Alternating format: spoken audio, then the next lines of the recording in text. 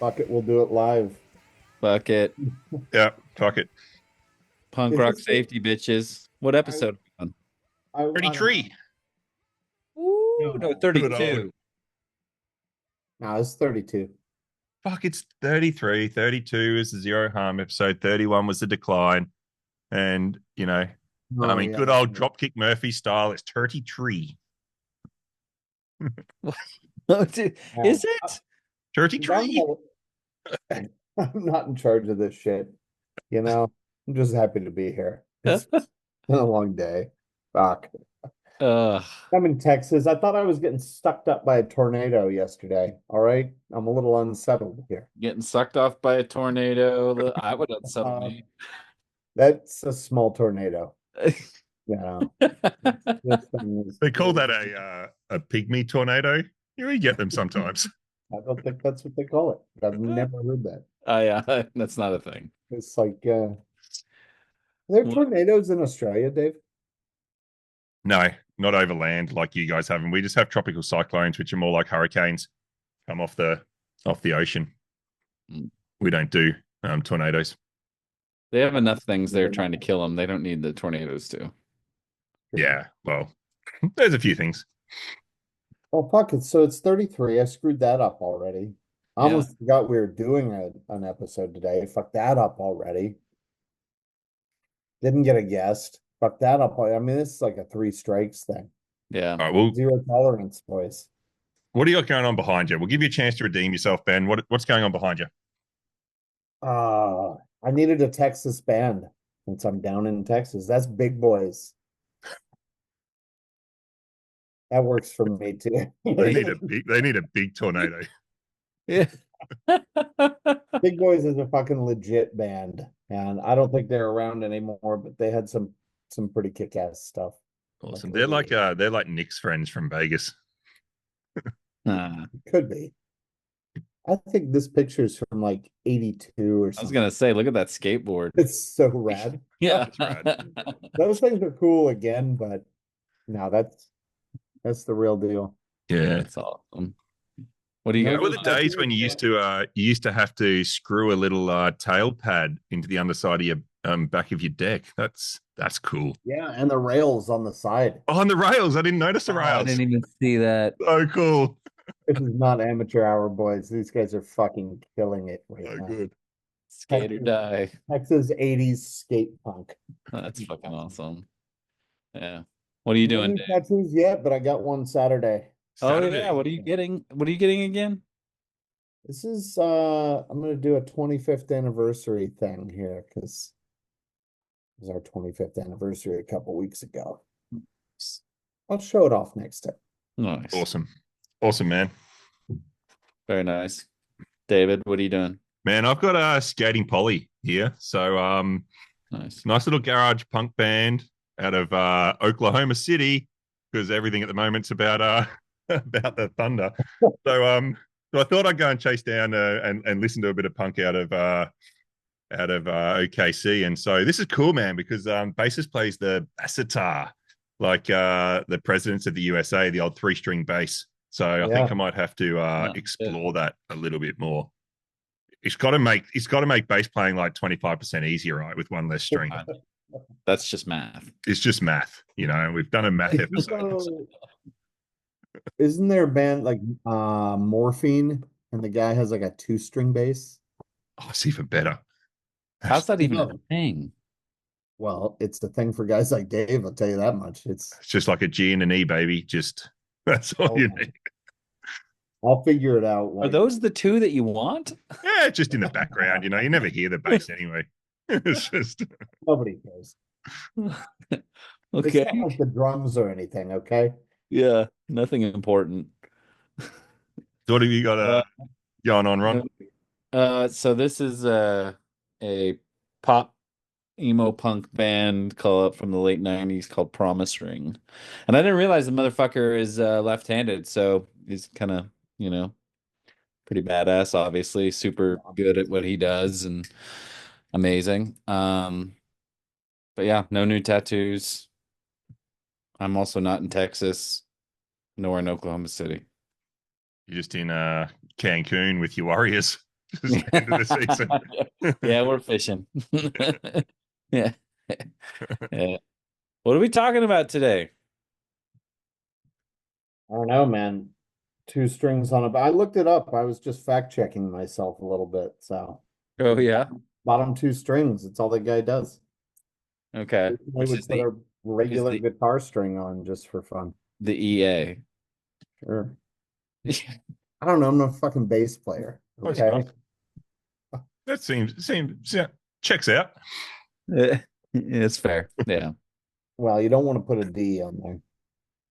Oh, there's too many D's. Yeah. Yeah. It's there's a lot of ways to go with that.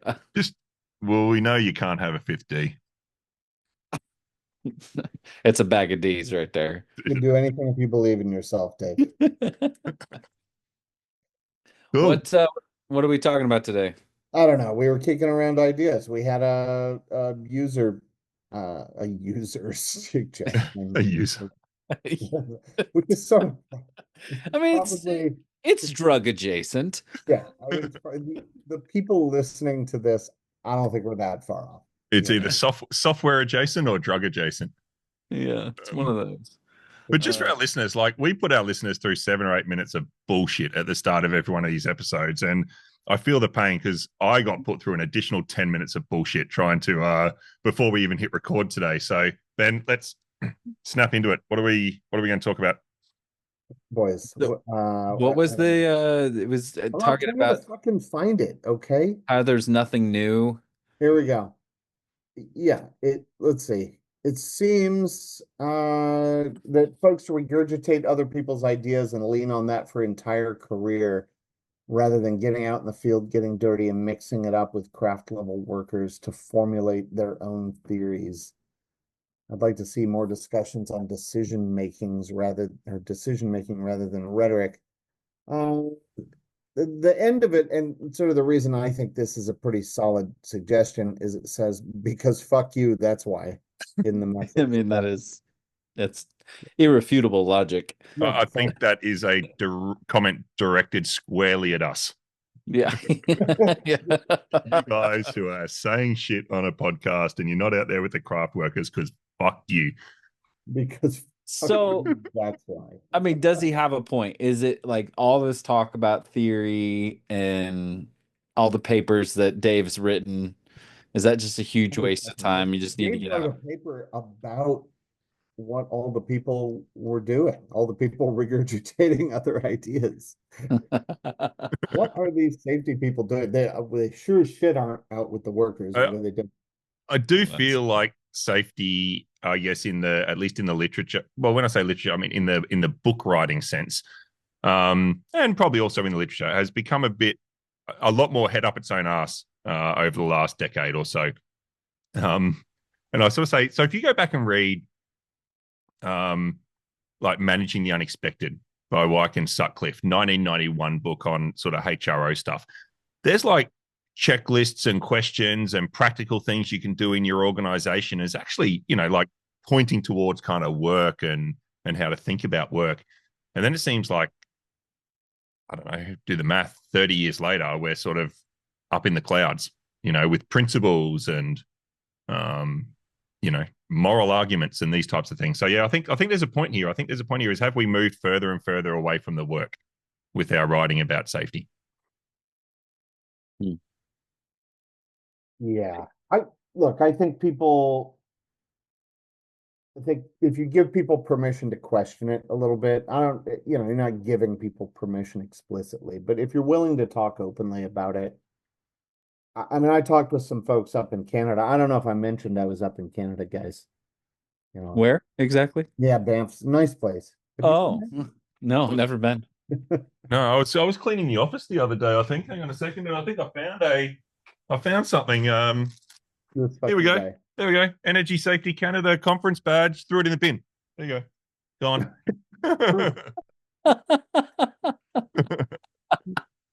Back in the day when you're not invited back. they could fight us both at the same Got time. invited back. But yeah, I know the conference. I know it well. We had some cool conversations there, about that kind of thing, right? Like being able to hear somebody say this shit's like it sounds kind of stupid sometimes. And it's okay. It's okay to say that it's stupid and it's okay to say that it doesn't make sense and not get kicked off the island. I think you have to do it sometimes. Like there's always room for theory. I think there has to be.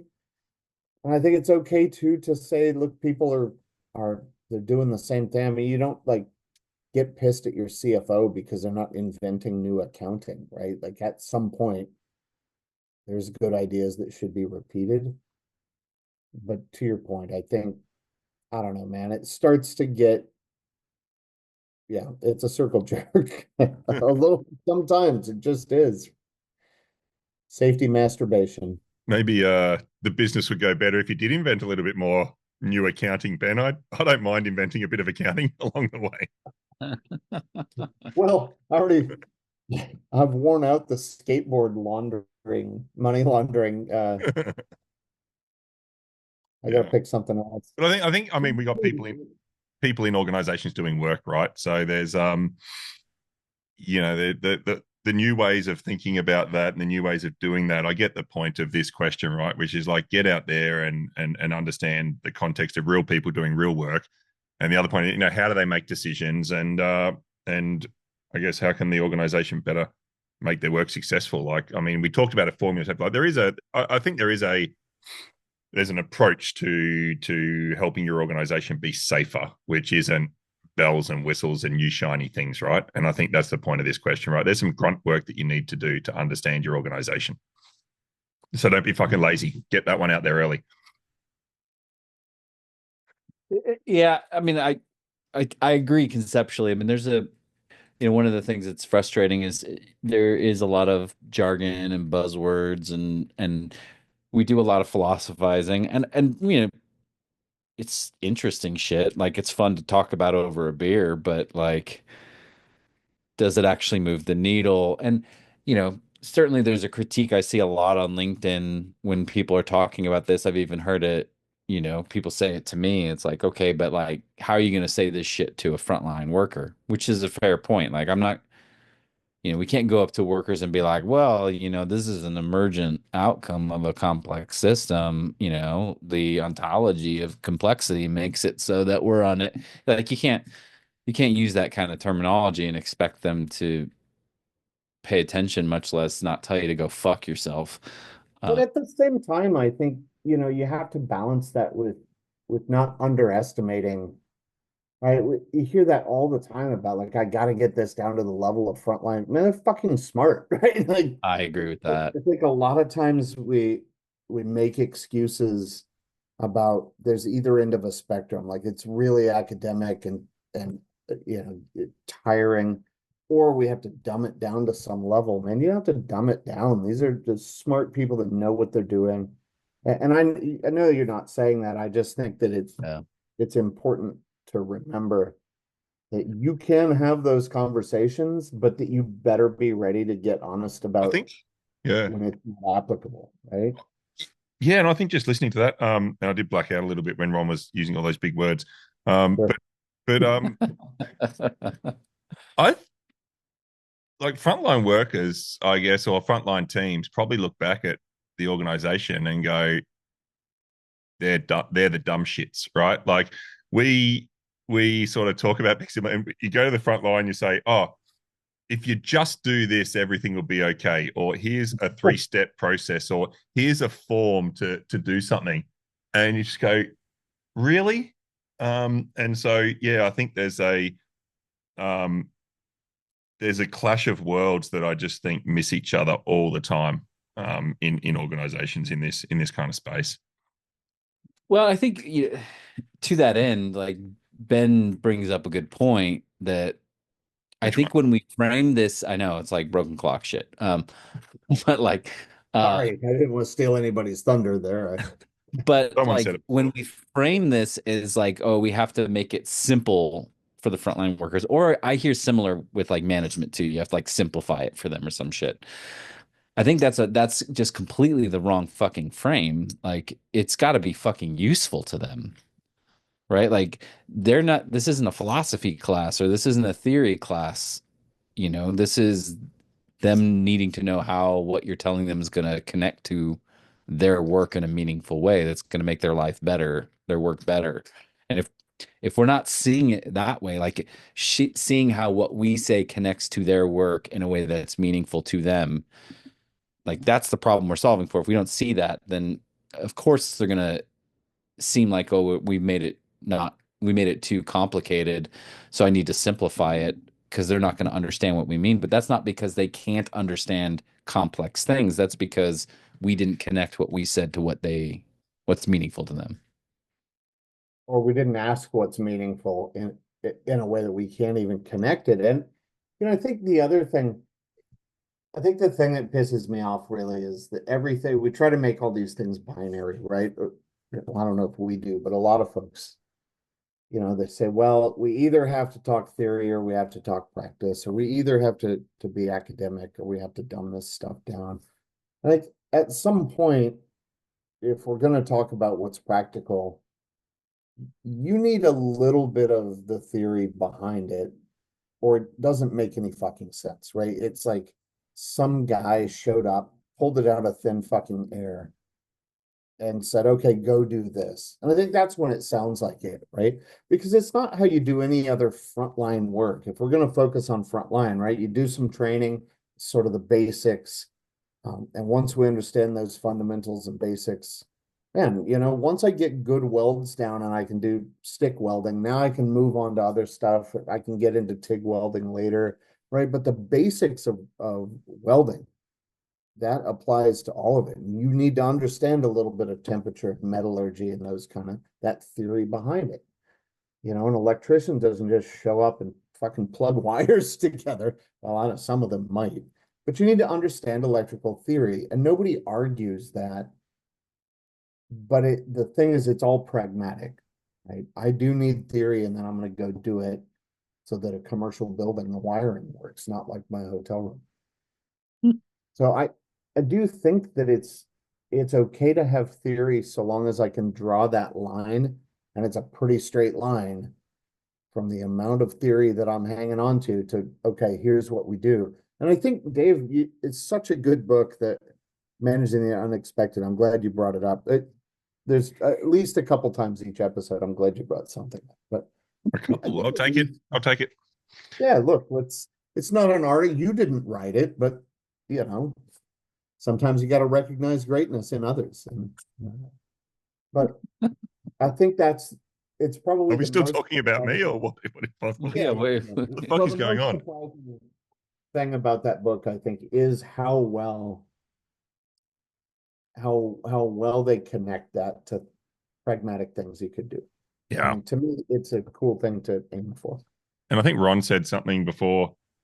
Also, he did say something good. You remembered correctly. Whoa. It's about fucking time. The point about, and I'll build on it just to make it even better.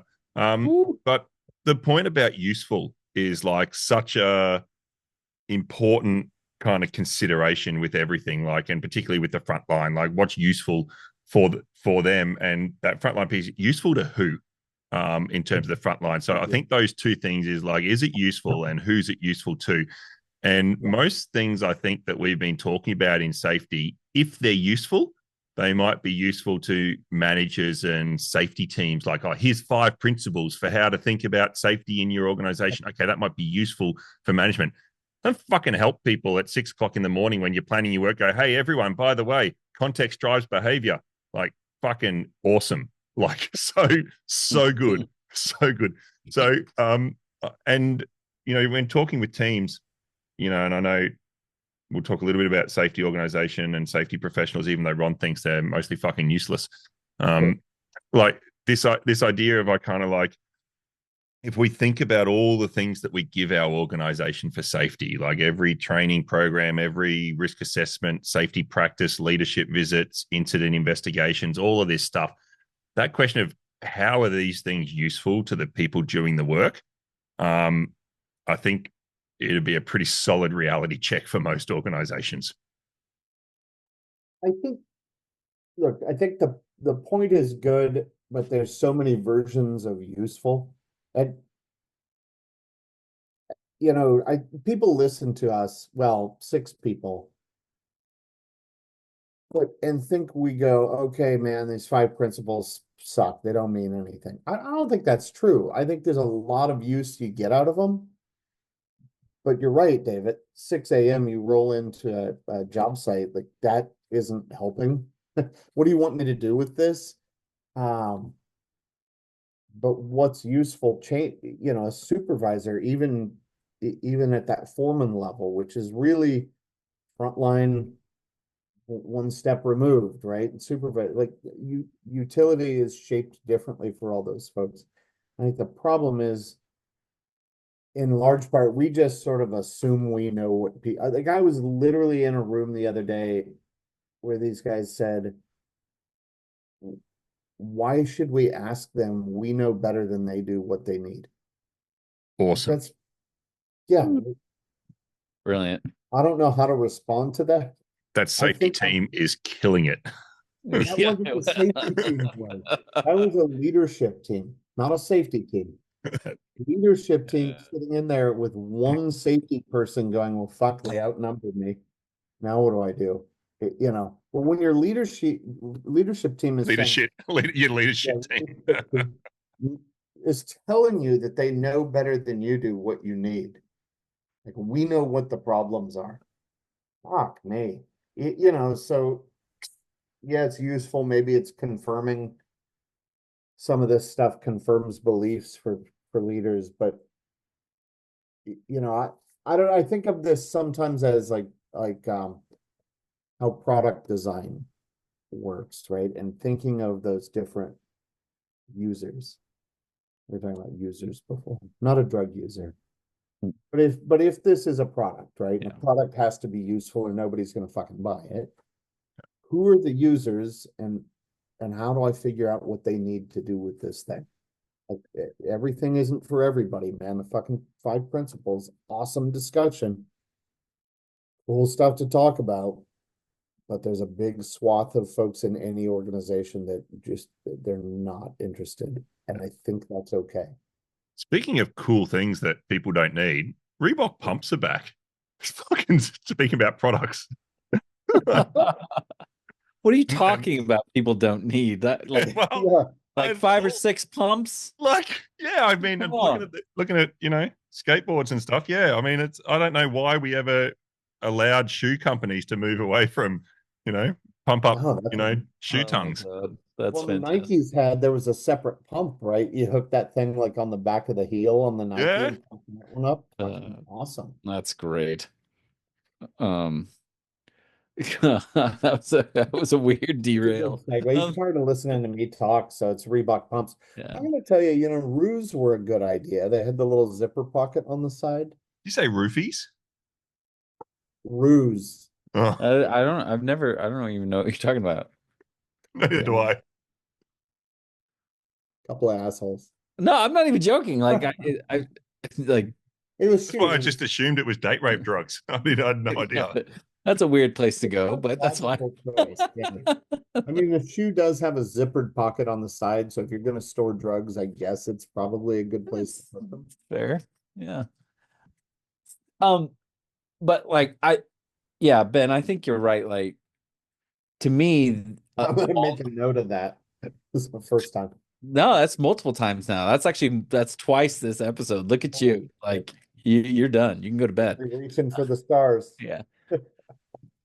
But like, I think one of my big gripes of any safety approach or really any management approach is when we treat it like it's a one size fits all. It becomes a best practice, best practice, even in air quotes, like, it's like, okay, this is just what you do. But what, makes something a best practice is when it connects to the work or the problems or the challenges or the frustrations that these people need to solve in their environment, in their context. And so, yeah, the five principles, I think there's a lot of truth behind them for example, the 5 principles of human performance. But like, it ain't gonna mean shit until it connects to like, how does this help me solve my problems in my situation? How does this help me get to where I need to go in my situation? And to your point, that's gonna vary in very interesting, complex ways depending on where you're at in the organization. Um, both, vertically, in the hierarchy of the organization, but even sometimes across different crews, across different functions within the organization. And so if this is why it's so dangerous to be that person who's just like, oh, I've read a few books, I can speak the language, I understand the theory. Now I'm just going to go tell you that this theory is good and that's all you need to do. That's dangerous because the theory is only useful when it connects to the practice, to, when it's grounded in the work That's itself. our job, right? As one of the things I was talking about recently in a talk. Every once in a while, I go do a talk. I'm not as prolific as Yeah, you, well, I mean, uh, you're like Canada and yeah. That's a Every whole once other. in a That's a while, talk in a whole other country. I know wow, that's international. International. yeah. I'm an I international. I'm an international keynote. That's like some tier 2 shit right there.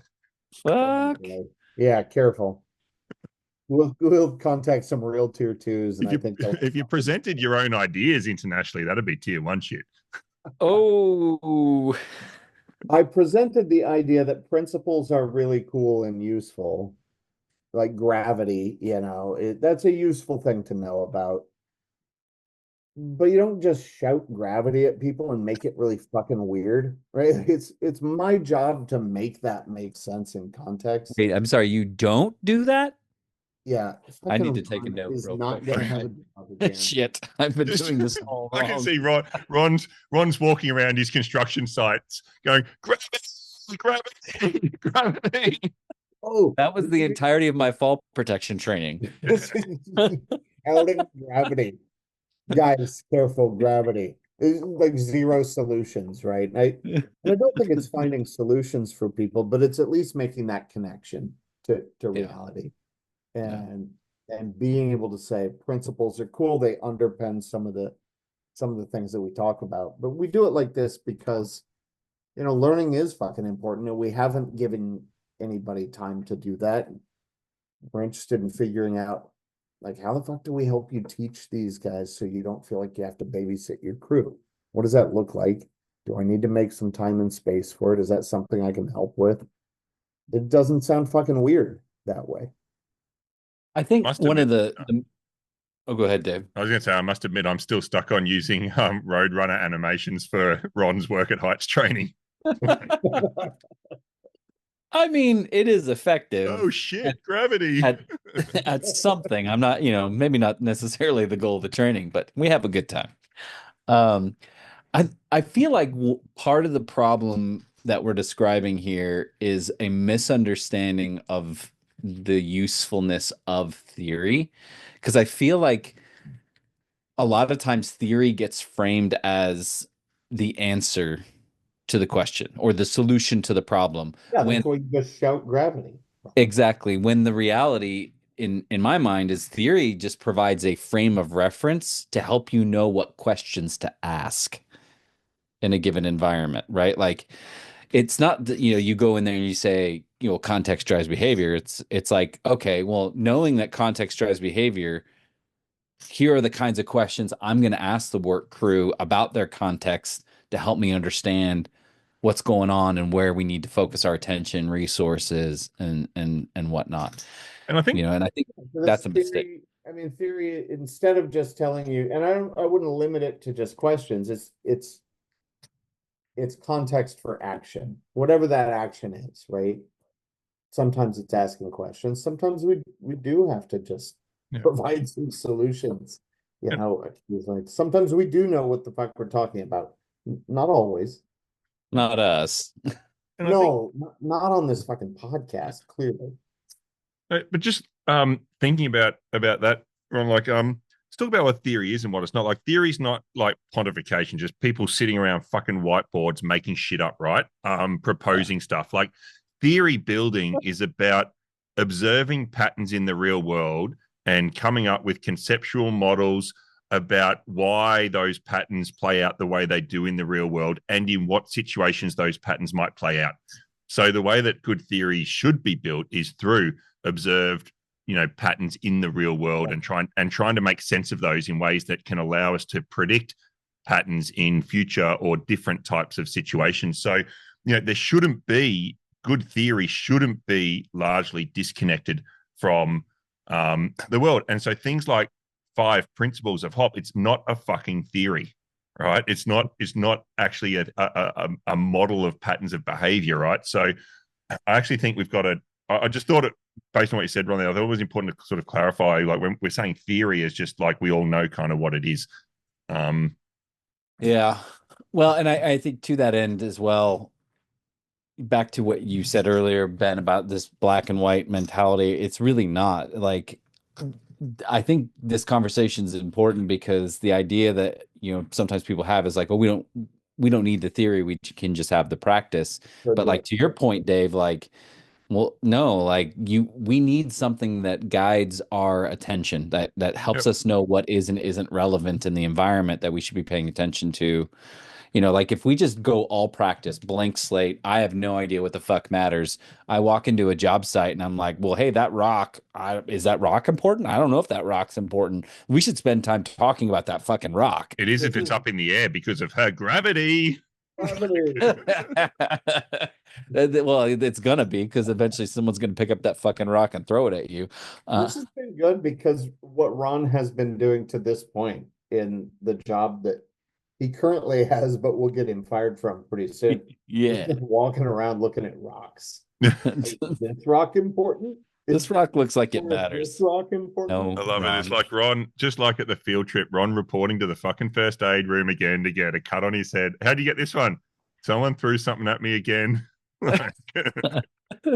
I mean, I was right. It matters. And so now I have a theory about this pattern that I'm observing in the real world. But if you think about how we use that language, right? Like you think about how you use that language every day, it's like, I have a theory about this. And so, that's how we really should be thinking about this. Why is this situation the way that it is, and how might this situation play out? Because we have a theory about how things work. Which is cool. Super useful. Super useful. And to that end, once you adopt that mindset, like A, that guides your attention, but then B, also to me, like saying, okay, this is what I think is important in this environment. But then you become aware that, okay, there could be other theories or ideas that could be like, okay, what if we adopted a different perspective? Then what would be useful? Then the rock becomes really fucking important and you all look like a bunch of fucking idiots. But you know what I mean? Like you could start to kind of loosely hold on to that theory or that perspective or frame of reference, if we don't want to use the term theory. And geology is not a real science. Fuck you. Okay, now we just lost. I guarantee one of our listeners was a fucking geologist, and he's like, that motherfucker. Don't blow it for us, Dave. He's coming after you with one of those little, rock hammers. Yeah. Speaking of theory, pop culture reference, Big Bang Theory, like you guys, straight over your heads.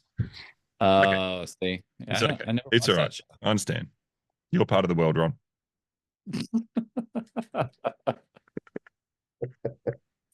Yeah.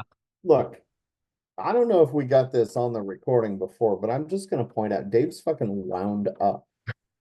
Okay, spicy as shit today. OKC they're doing all right, and for some reason he's ready to fucking box. God, I hope they don't fucking win, because he's going to be insufferable. I cannot tolerate any more of your bullshit. Just like the NBA, man. No. A couple of small market teams, maybe a Pacers, Thunder NBA championships. Yeah, the NBA is not ready for. It'll be a fucking race to see if they get more people watching that than we have listeners.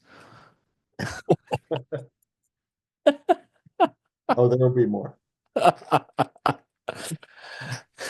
We're back. Not everyone team has got players with their own podcast that can talk their own shit up all day. Yeah. Draymond. I'm going to start my own separate podcast about why the Punk Rock Safety Podcast should be the world's best podcast. It works. It gets results. Back to the idea of usefulness. I'm just saying. Yeah. Are you not covering that on safety of work already? Yeah. Yeah. Oh, funny.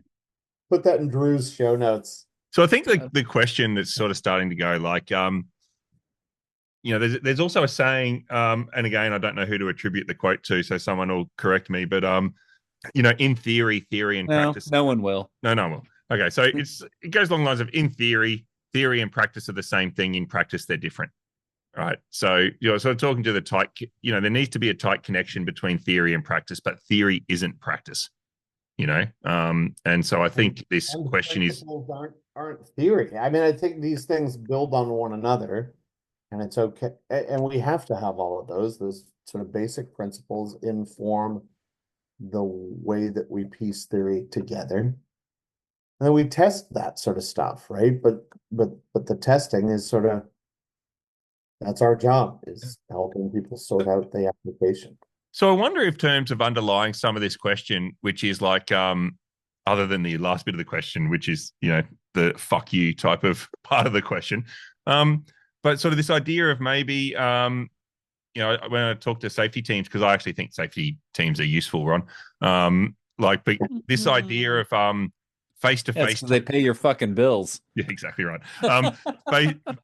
Face-to-face time and face-to-work time, right? As opposed to face-to-computer time or face-to-book time. And I think that's part of the point here, which is like, what's the balance between our time spent in the books, in the computers, and our time spent with people, at work fronts and, in kind of the real world. So face-to-face, face-to-work. And I think that's kind of the rebalancing that is underneath this question, right? Is like, the answers aren't in the books, the answers are out there, with the teams and with the work. And like the comment in the question, fucking figure out what works for yourself, Yeah.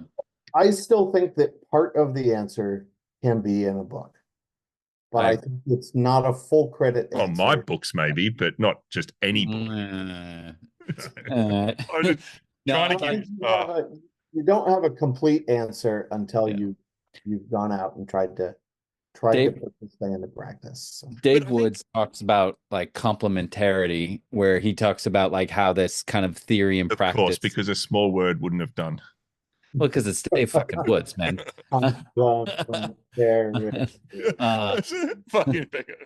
It's Dave Woods. Come on. But like, you have the to your point, Ben, like you have the theory that guides like, okay, we're going to go out into the world and we're going to, give advice and try to make things better based on what we know.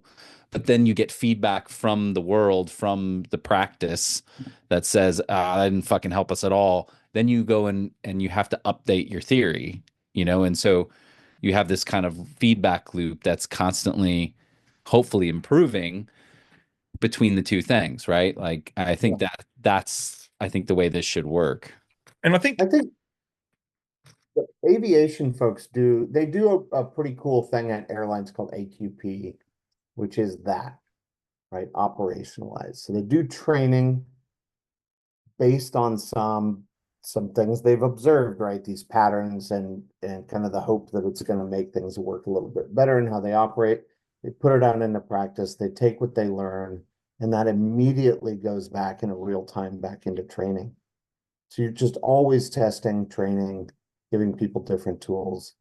I think that's a pretty cool way of doing it on that feedback loop you were talking about. Yeah. I think also, a few random sort of maybe connected thoughts.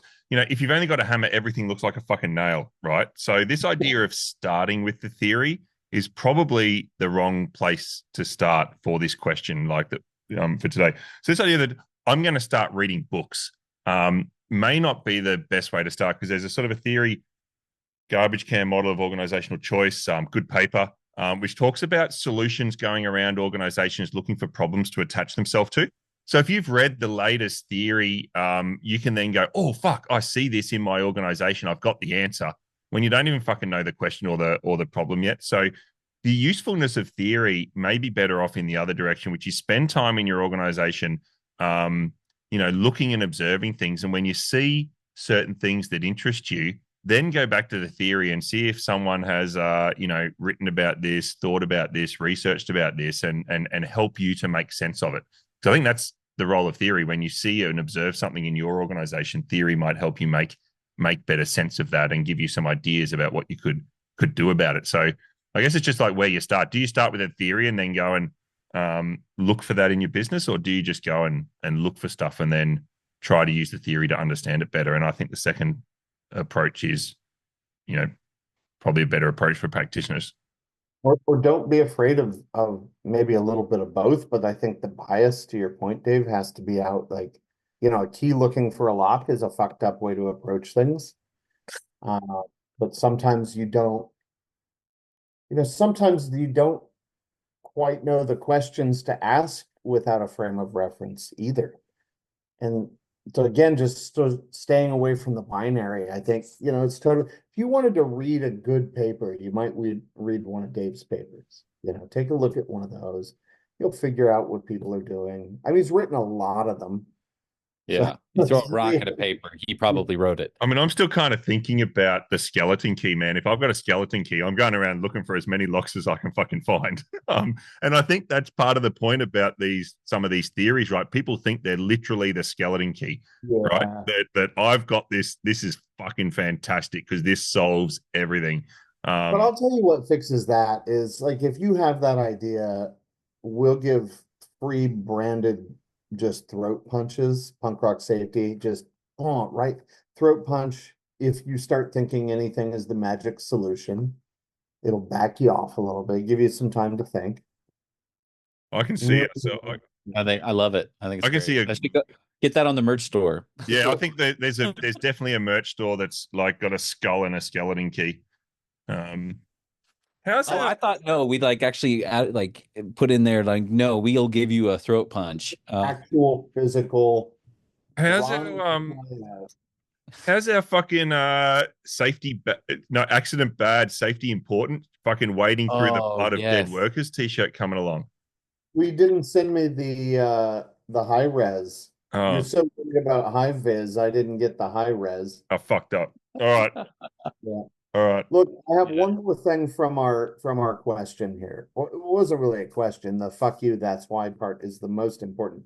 But there's something in there that stood out, and I gave a presentation on this. This is the comment from. Was it an international presentation? It's not me. I'm reading this from our single remaining listener. I gave a presentation on this and feel that unless we boil it all the way down to the most basic human component, it's maybe not the best allocation of energy and resources. What do you think about that? Is that like someone didn't wear their safety glasses? I'm not sure. I'm not 100% sure what they mean by that, to be honest. I'll tell you what, I always get a little, I don't know, I make faces when I read the most basic human component. I think it probably means well. I mean, I think the intent is good. I just think babying people or and Dave will know because it's a big word, infantilizing, something like that. Yeah. Like over feeling like I just have to dumb down, right? Oedipus complex or something. Whoa. That took a turn I wasn't ready for. Well, infants. What? Nothing. I just, keep going, bud. You're doing good. Yeah, but but if we take the basic out of it and we connect it back with the first question about decision making, and frontline work, like all of this is fine. But you talked about, I don't know how you got onto welding and electricians before, Ben, but this idea of and Dave's point from the decline episode, which is like frontline work fucking sucks, right? Sometimes, and it's like, okay, it's 4:55 in the afternoon. I get out of this fucking shithole in 5 minutes time. This job should take about 15 minutes, but I can do this, and this, and just get the fuck out of here. And I think part of that, the most basic human component, means if we can't make all this make sense for the person in the real world, acting like all of us as fucking humans, that just goes, you know what, fuck it, this will do. Then all the theory in the world kind of like isn't helpful unless we can sort of translate it all the way down to that point about how people make decisions and how real people do real work. So maybe that's what I heard with, like you said, I sort of read good intent into that basic human component type thing. Yeah, I think if you put it in context, I think I agree with you, Dave. It makes more sense. I mean, I like to think good about people, unlike Ben, who apparently thinks everyone's a fucking asshole. And I don't know why I now think that, but Even that dude that launched that can of fucking cut water at your head, scold you. yeah, no, I mean, Just free drinks. Ron, free drink. That's like a fucking blame $12. solves nothing. Drink. I mean, that guy's made of money throwing $12 drinks at Ron's head. Yeah, he's living his best life. If I got to bleed a little bit to make someone else happy, that's the price we pay. Ron, you trailed off a little there. You said, I like to believe good in people, and then that was it. I feel like you're trying to convince yourself at this point. Yeah, I mean, kind of. I mean, have you looked around at the world today? Yeah. You know what, though? Context drives behavior. Yeah. Leave that out there. Response matters. It doesn't, yeah. And all joking, I really do. People think, yeah, they think we fucking hate the five principles. Get on stuff all the time, and I hope that's not. I'm not trying to save hurting anybody's feelings. I think we've crossed that bridge already, but it's okay. I think it is okay to look at things and go, man, this isn't all of it, right? If you're looking at this podcast as a source of all knowledge, that's also a problem. But I think it's good to question this sort of stuff. I think in the very first episode, right? That's what we talked about, that quote from Greg Graffin in Bad Religion, just saying, like, look, man, part of this is about not being afraid to question. It's not to just shit on everything, but to question it sometimes feels uncomfortable. And I think that's okay to do, to go, I don't know, man, I think we're getting a little too heavy on some books. Let's get the fuck out and go check things out. Let's get grounded again, and then we'll come back and get Dave's skeleton key and just unlock every fucking thing.